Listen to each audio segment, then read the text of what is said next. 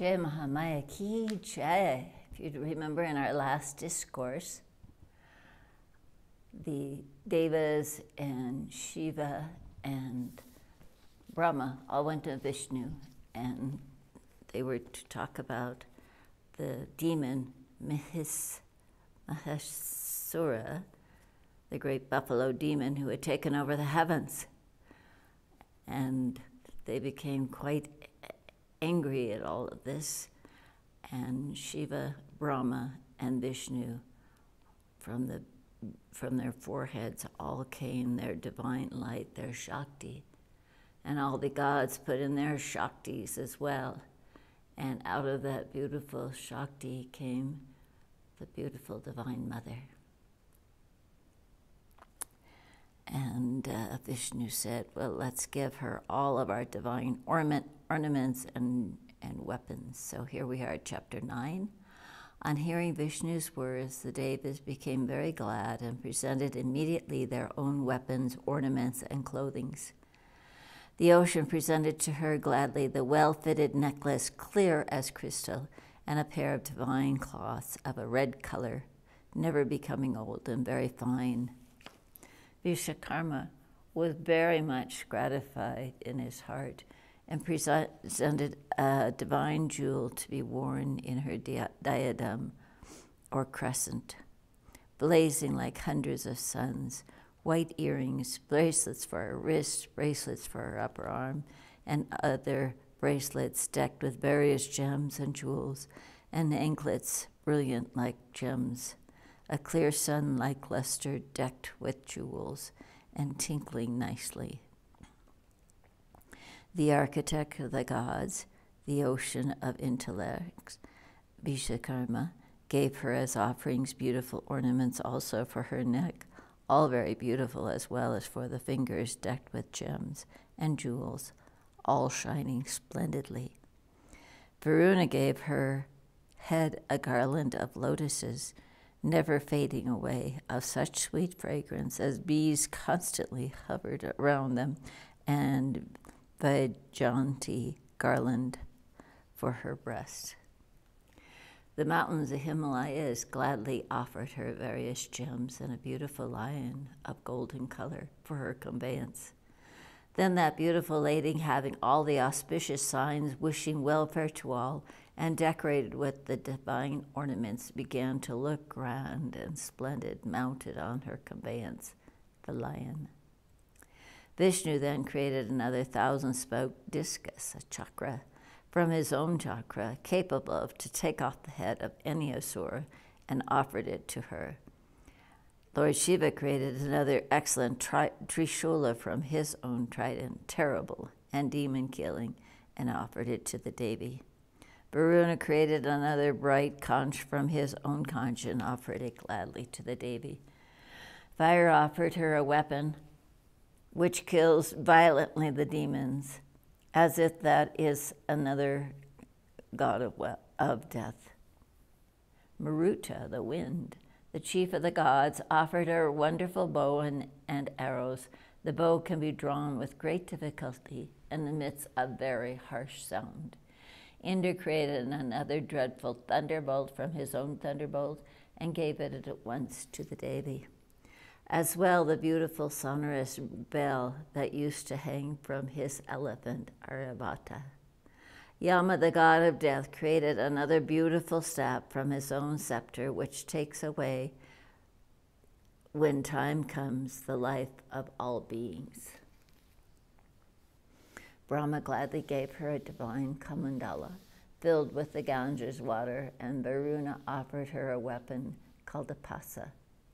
Time gave her an axe and a shield, and Vishwakarma gave her a sharp parsu. Kubera, the lord of wealth, gave her a golden drinking cup filled with wine, and Varuna offered her a divine, beautiful lotus. Vishwakarma became very glad and gave her the gada capable to kill the enemy of the gods, and whence hundreds of bells are hanging, and impenetrable armor and various other weapons. The sun gave to the Divine Mother his own rays, The Devas, seeing her adorned with ornaments and weapons, began to praise and chant hymns to that most auspicious goddess, the great enchantress of the three worlds. The Devas said, "Salutations to the most auspicious. Thou art peace and nourishment. We salute again and again to thee. Salutations to thee, the Bhagavati Devi. Thou art the goddess, the terrible. We always salute again and again to thee. Thou art the Kalaratri, the night of destruction at the end of the world. Thou art Indrani, thou art the mother. We salute again and again to thee. Thou art the success, thou art the intelligence, thou art the growth, thou art the Vaishnavi. Salutations again and again to thee.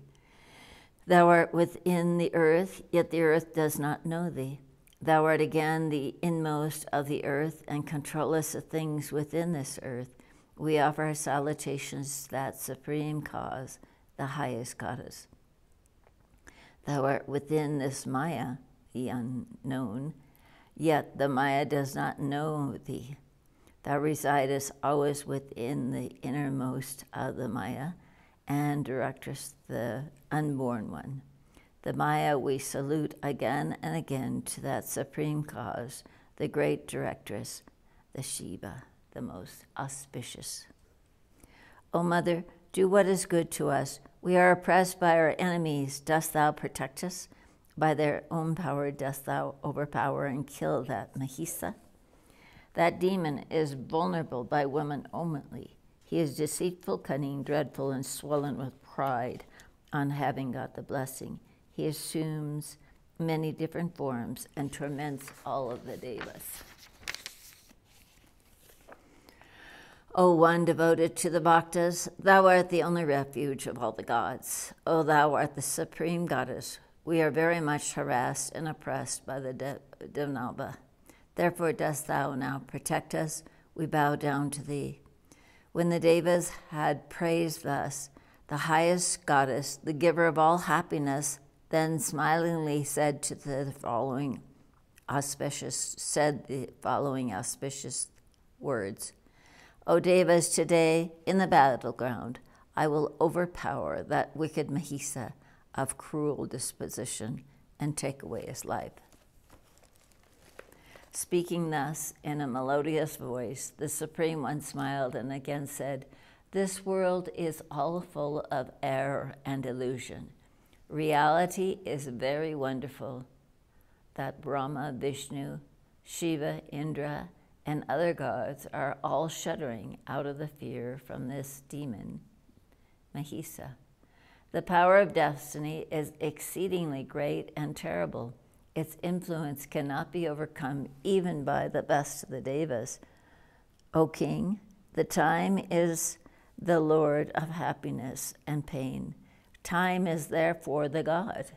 The wonder is that even those who can create, preserve, and destroy this world, they are being overpowered and tormented by Mahisa the demon."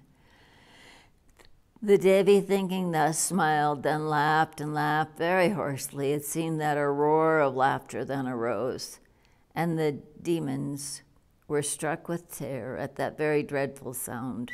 The earth trembled at that extraordinary sound. The mountains began to move, and the vast oceans that remained calm began to become agitated with big waves. The uproar filled all the quarters, and the mountain Meru trembled. Then the demons, hearing that tumultuous uproar, were all filled with tremendous fear. The Devas became very glad and said, "O Devi, let victory be yours. Save us." The intoxicated Mahisa, too, hearing those words, became very angry. Mahisa, struck with terror at those words, said to his other demons, "O messengers, go and ascertain how has originated this sound. Who has made the harsh sound? Bring that devil who made that hoarse noise, be he a Deva, a Danava, or anyone else unto me, and I will kill that roaring violin, who, it seems, has been puffed with egoism and vanity." The Devas are not making this noise, for they are vanquished and terror-stricken. The Asuras are not doing so, for they are my subjects. Then who is the stupid fellow that has done this? Surely he has very little understanding. His days are numbered, and I will carry him to the home of death. Go you, ascertain the cause of the sound, and come back to me. Then I will go there and destroy that wretch who made that noise of no purpose. No sooner the messengers heard these words of Mahisa than they at once went to the Devi and saw her body, and the several parts thereof were all very beautiful. She had 18 hands. She was decorated completely with various ornaments all over her body. All the auspicious signs were being seen in her body, that she was holding excellent divine weapons. That auspicious goddess, beautiful, was holding in her hands the cup and drinking wine again and again. Holding her this form, beholding her, they were afraid and fled at once to Mahisa and informed him the cause of the sound. The demon said, "O Lord, we have seen one grown-up woman whose whereabouts we are about quite ignorant. The Devi is decorated with jewels and ornaments all over her body.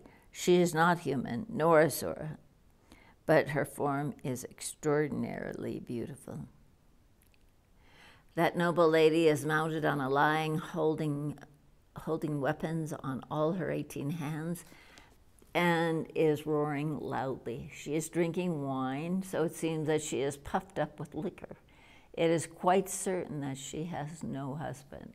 The Devas are gladly chanting praises from the celestial space that let victory be to her side, and that she saved the Devas.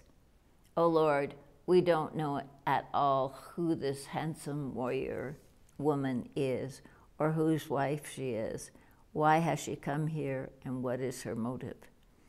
Sentiments of love, heroism, laughter, terror, and wonder are all fully shining in her.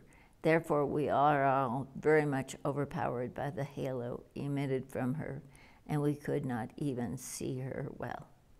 O King, in compliance with your order, we have come back to you. No sooner we had seen this lady without even addressing her in any way. Now order us, what shall we do?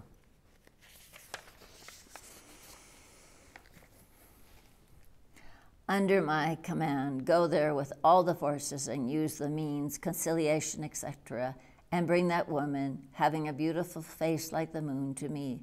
If that lady does not come, even when the 3 policies of conciliation, making gifts, and sowing dissensions in the enemy's parties, thus winning her over to our side, are adopted by you, then apply the last resort, that of danda, of war, in such a way that her life be not destroyed, and bring that beautiful woman to me. I will gladly make her of black curling hairs my queen consort.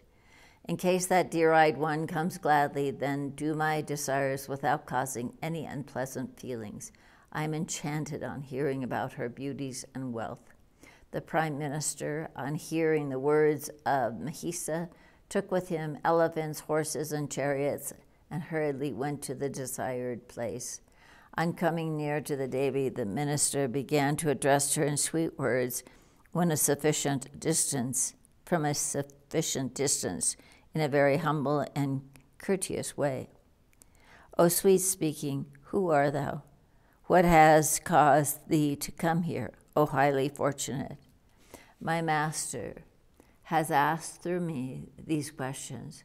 My master cannot be killed by any deva or man. He has conquered all the 3 worlds. O beautiful-eyed, on account of getting his boon from Brahma, the lord of the demons has become very powerful, and consequently, being very proud, assumes different forms at will. O King, Emperor Mahisa, the lord of the earth, hearing about thy beauty and dress, has expressed a desire to see thee, O beautiful one. Whether he will appear before thee in a human form, he will do whatever thou likes. O dear-eyed one, be pleased now to go to the intelligent king. In case thou dost not go, we will bring the king, thy devotee, to thee. O Lord of the Devas, our king has heard of thy beauty and grandeur, and has become very much submissive to thee. We will therefore do exactly what thou desires. Therefore, O thou having thick and round like those of a young elephant thighs, be pleased to express what thou likest, and will do quickly as thou desirest. Here ends the 9th chapter of the 5th book of the worship offered by the gods to the Devi and the weapons offered by them in the Mahapurana, Srimad Devi Bhagavatam of 18,000 verses by Veda Vyasa. Jai Mahamaya ki jai, Hare Kandeshwari Mata ki jai, Vishveshwari Mata ki jai, Bole Baba ki jai.